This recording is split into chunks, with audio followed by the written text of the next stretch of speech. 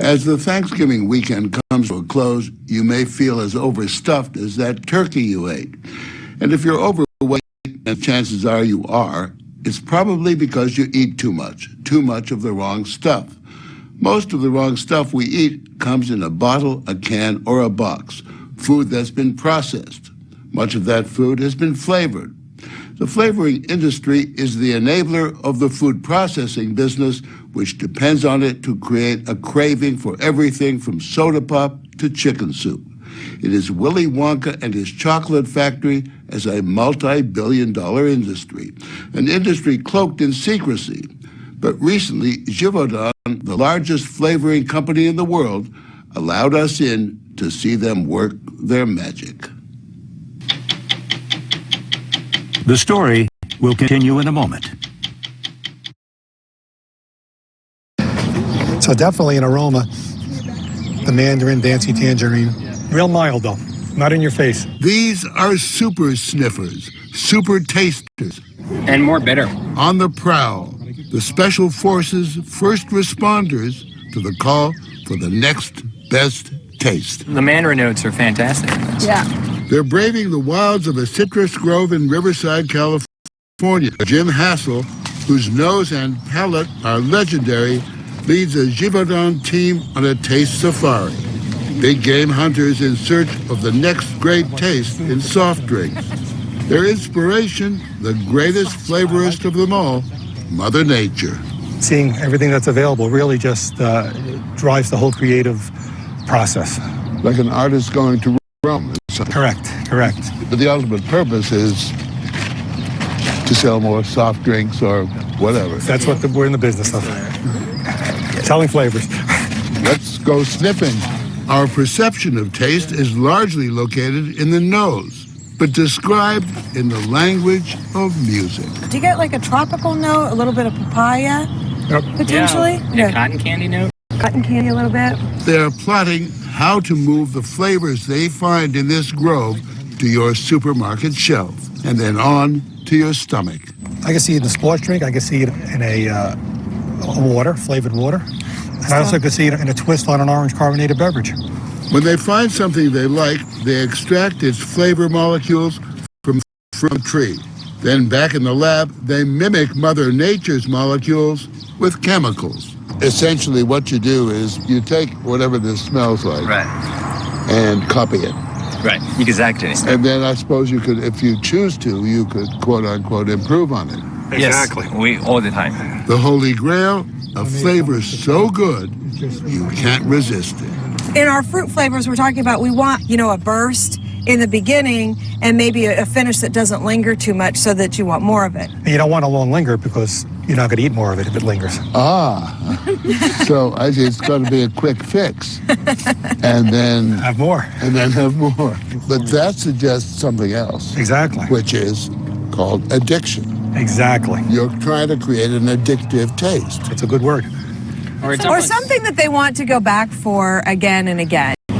Food companies know that flavor is what makes repeat customers. So they commissioned Givaudan to create what they hope will be a mouth-watering taste. Givaudan may be the biggest multinational you've never heard of. The Swiss company employs almost 9,000 people in 45 countries, providing tastiness to just about every cuisine imaginable. There's a lot of secrecy involved in your profession, correct? Our intellectual property are our formulas. Without that, we have nothing, so there's a lot of secrecy. You really don't want anyone to know. My world is making things taste good. Soda pop and chewing gum flavorist Michelle Hagan has helped Givaudan and the food companies make billions with her secret formulas. I create thousands of flavors, so I need somewhere to put them. And I have a lot of flavors in here. So here are some oranges and tangerines. 750 flavors, orange, tangerine, mandarins. Raspberry is one of my favorite. I can't even fit all my raspberries on here. How different can raspberries be? Oh, very different, very different. Oh, yeah. You can make them jammy, you can make them sweet, you can make them floral, you can make them seedy. It's endless, really. And the flavor ingredients might not have ever raspberry. I have butyric acid artificial, and then I have butyric acid natural. All flavors are combinations of chemicals. Artificial flavors are largely man-made. Natural flavors come from nature, but not necessarily from what the label implies.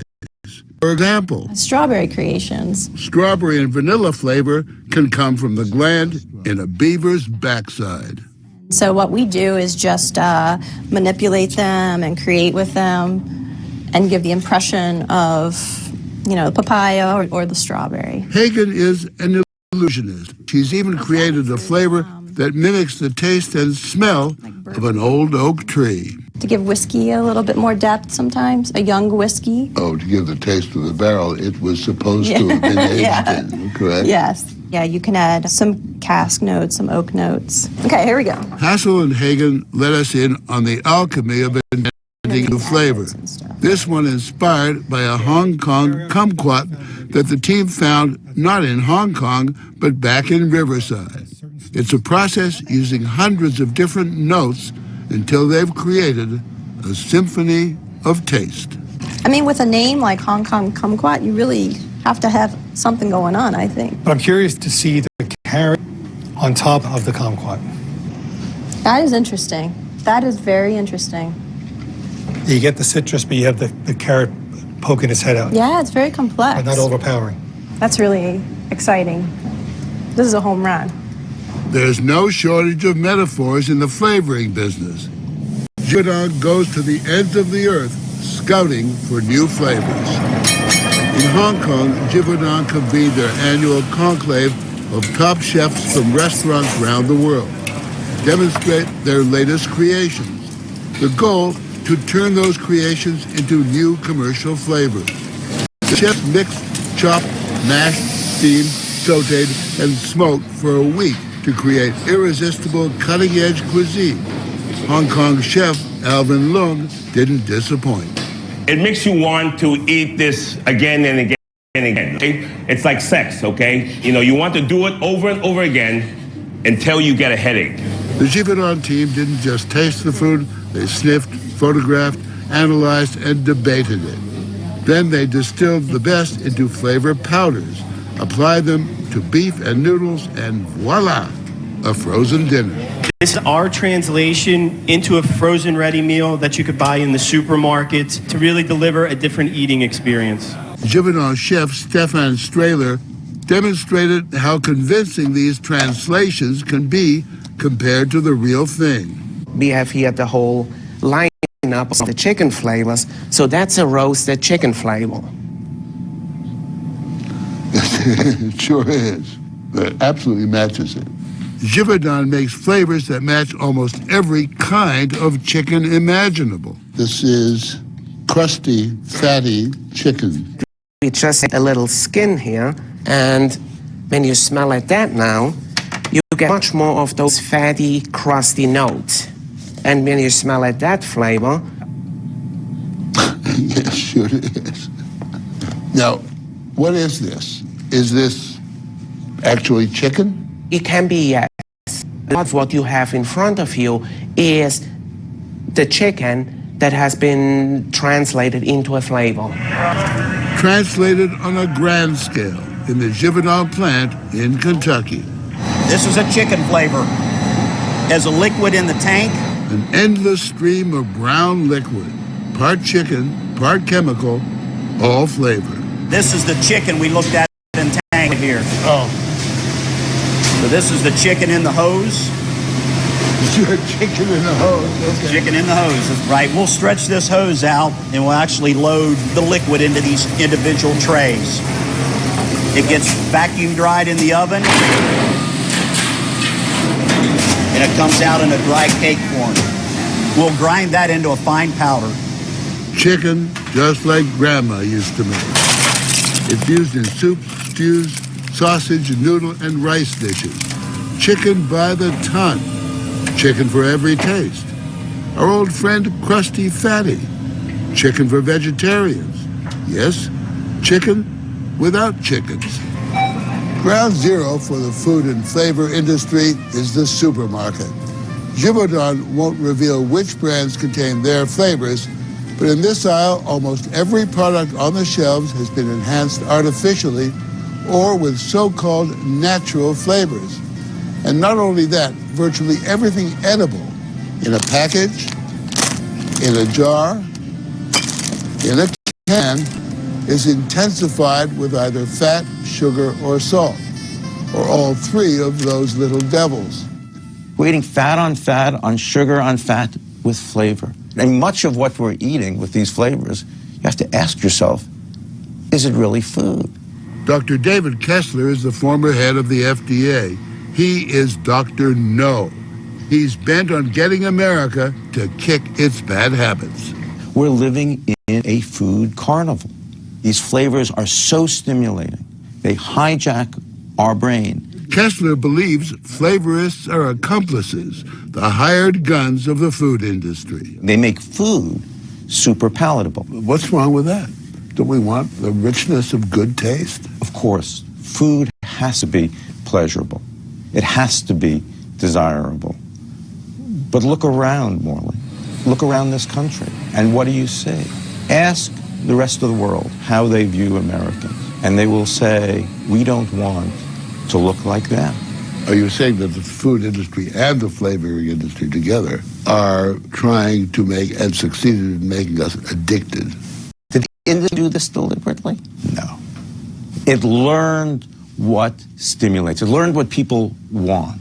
There's no question we're trying to create an irresistibility and a memorability. I think, though, that there's then a leap to get to that leads to overconsumption. Bob Pellegrino is Givaudan's flavor czar as vice president of global strategy and business development. Your critics say, but you provide the means to seduce people into eating too much salt, too much fat, too much sugar, and responsible partly for the obesity in this country. Our business is to make taste experiences pleasurable ones. So I don't think that the flavors create an overeating problem. I think that's a different issue. But is it a different issue? Because surely what your clients want, the food industry wants, is to provide the kind of flavor that will make people want more. I don't think it's creating a desire for moreness as well as it's a desire for memorability so that people will repeat the purchases of the product and enjoy them. But given the obesity epidemic, the food industry is beginning to respond to pressure for lessness, if there is such a word, of fat, salt, and sugar. And that's opening up a whole new business opportunity and another challenge for these alchemists of flavor. Everyone is working on health and wellness. How can you get a consumable, acceptable product that's better for you? And the challenge now is how do you make them taste good? Not enough. So when you lower the salt, what can we put in that will make it taste like it did without salt? When you lower the sugar, how can you make it taste sweeter without adding calories? So it's a whole new world that didn't even exist 10 years ago. But the consumers are interesting. As much as they want to be healthy, right? If it's not as sweet, I don't want it. People are still going for the tried and true, heavy on sugar, heavy on salt, heavy on fat. Yeah, I guess the real question is obesity going down? And I guess the answer would be no.